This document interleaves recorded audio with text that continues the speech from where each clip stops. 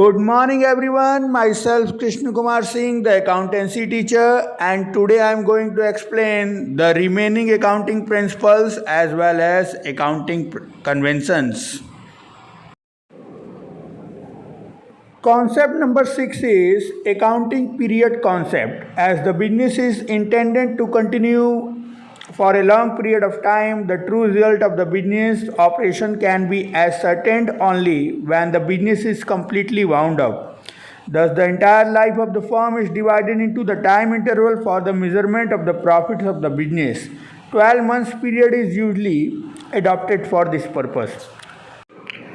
Accounting period concept में ये माना गया है कि बिजनेस को लॉन्ग टर्म तक रन करना है और फाइनेंशियल पोजीशन हम तब तक कैलकुलेट नहीं कर सकते जब तक कि हमारा फाइनेंशियल ईयर एंड ना हो जाए।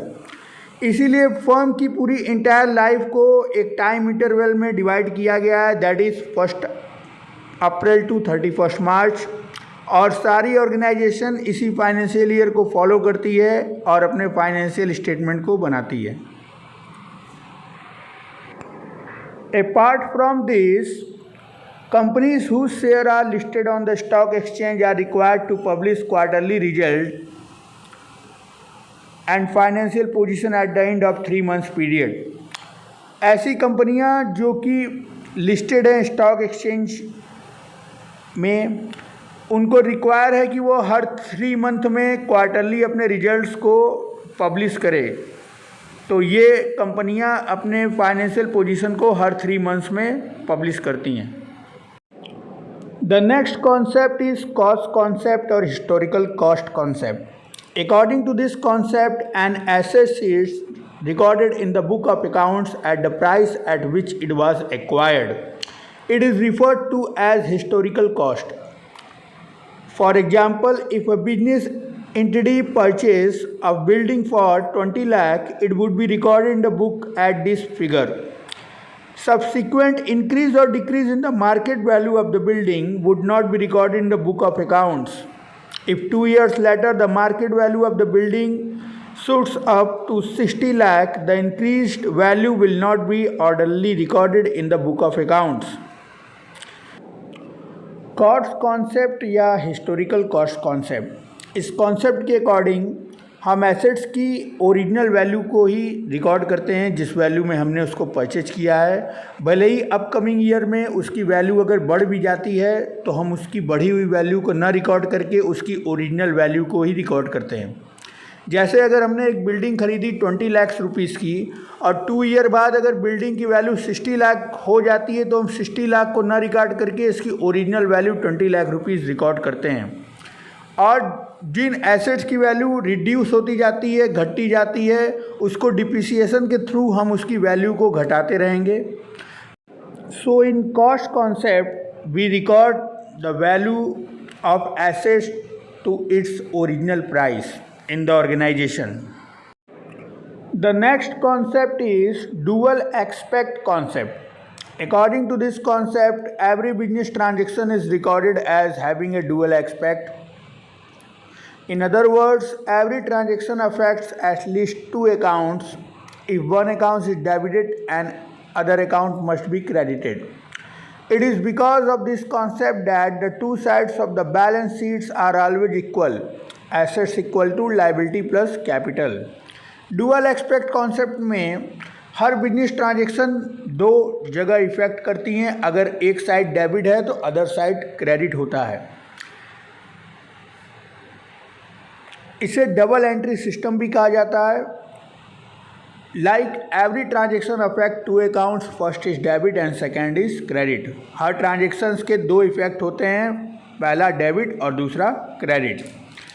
इस ट्रांजेक्शन्स के कारण बैलेंस शीट के दोनों साइड ऑलवेज इक्वल होते हैं। For example, assets equal to liability plus capital, assets बराबर liability plus capital, that is dual aspect concept. The next concept is revenue recognition concept और realisation concept. Revenue means the amount which is added to the capital as a result of business operation. Revenue is earned by the sale of goods or providing service. concept of revenue recognition determines the time of the particular period in which the revenue is realized. For example, rent for the month of March 2015, even if received in April 2015, will be treated as revenue of the financial year ending 31st March 2015. Similarly, if commission for April 2015 is received in advance in March 2015, it will be treated as revenue of the financial year starting April 2015. Revenue recognition या realisation concept में revenue means होता है जब हम goods को या service को cell करते हैं तो जो अमाउंट हमें अर्न होता है, जो रिसीविंग होती है, दैट इज़ कॉल्ड रेवेन्यू.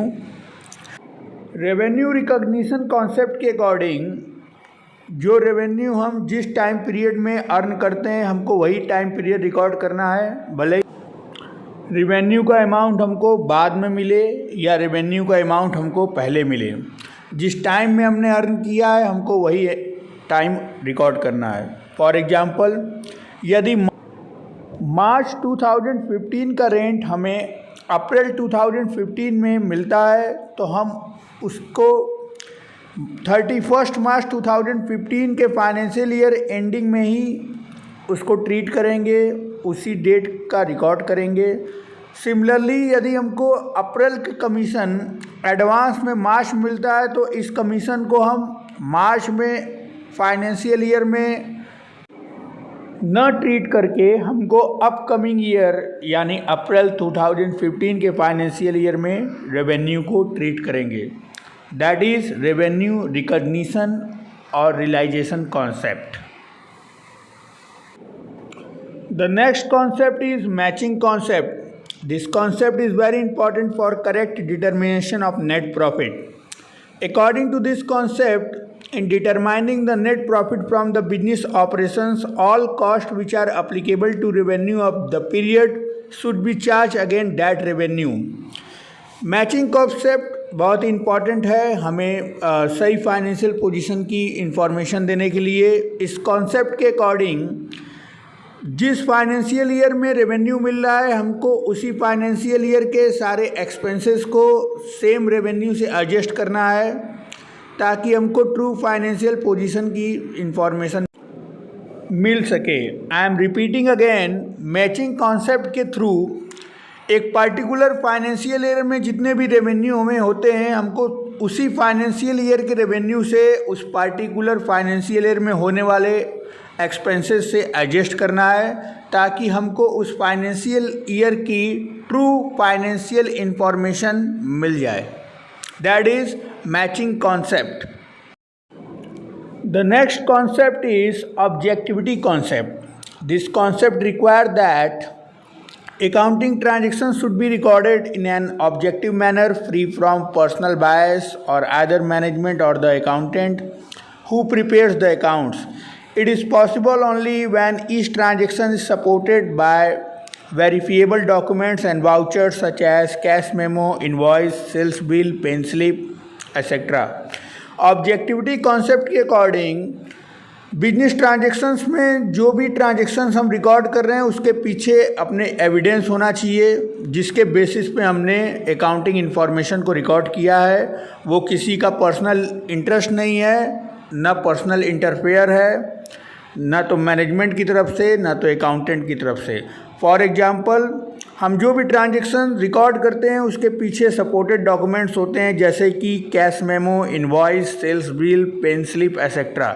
यानी ऑब्जेक्टिविटी कॉन्सेप्ट मीन्स हर ट्रांजेक्शन्स के पीछे अपने लॉजिक, फैक्ट्स, इंफॉर्मेशन और एविडेंस होना चाहिए. That is objectivity concept. Finally, I have explained all the 11 concepts in the chapter of accounting principles. Now the time for accounting convention. The accounting conventions are classified into the three categories: convention of full disclosure, convention of materiality, convention of conservatism. Now I am going to explain the accounting convention one by one. The first convention is the convention of full disclosure. This convention requires that all significant information relating to the economic affairs of the enterprise should be completely disclosed. In other words, there should be a sufficient disclosure of information which is of material interest to the users of the financial statements, such as proprietors, present and potential creditors, investors, and others. Convention of full disclosure means we have to disclose all the relative information to the interested parties of the organization.